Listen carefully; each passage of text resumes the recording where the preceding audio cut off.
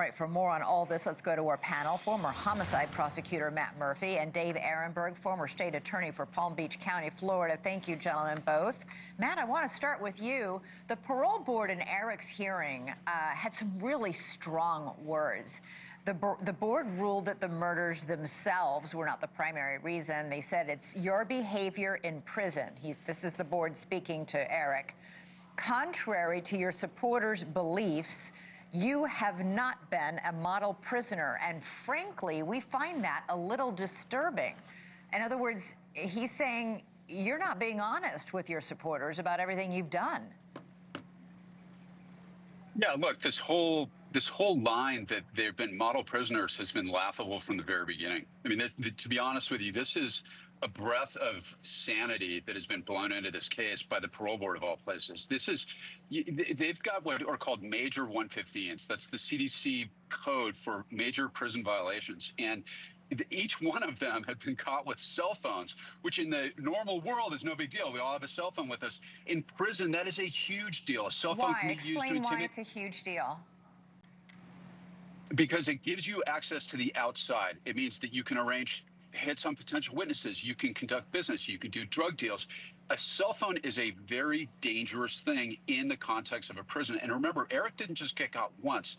He got caught multiple times. And it's not like they give the phones back.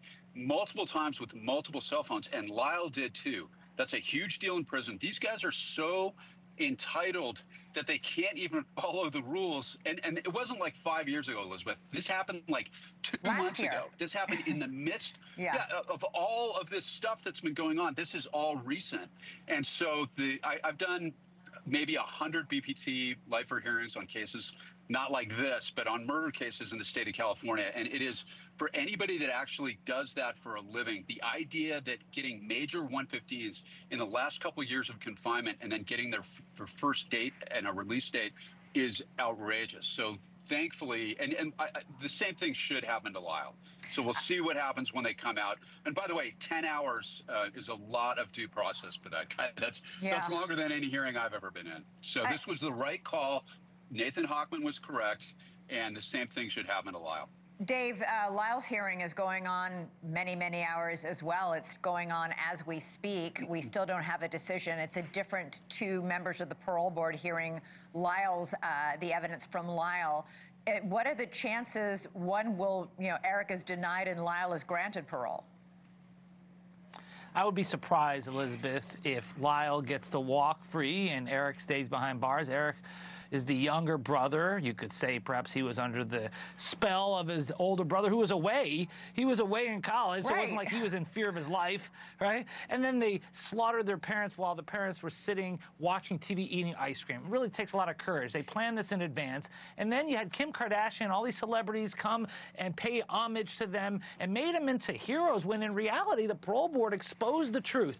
They were no model prisoners behind bars. They have not also taken responsibility for their actions. There is no reason why they have to be released early. You know, when they were prosecuted, they're eligible for the death penalty, but the jury says no, life without parole. That's the penalty. That's the sentence.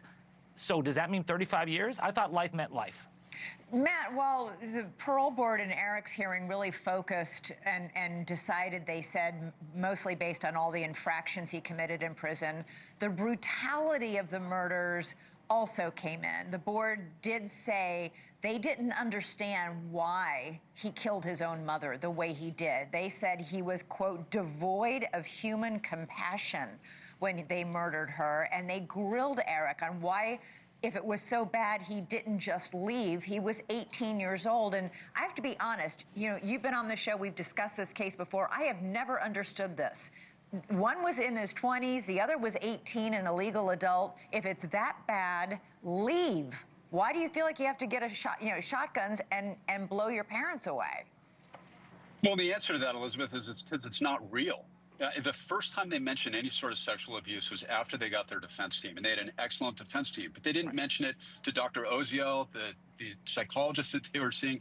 It's because it's not true. And even if it was true, even if Mr. Menendez was the worst molester in history, you don't get a free murder on mom. You don't get to murder the mother. And they reloaded that shotgun. Lyle did it. He put that to her cheek. That's a Mossberg 12 gauge.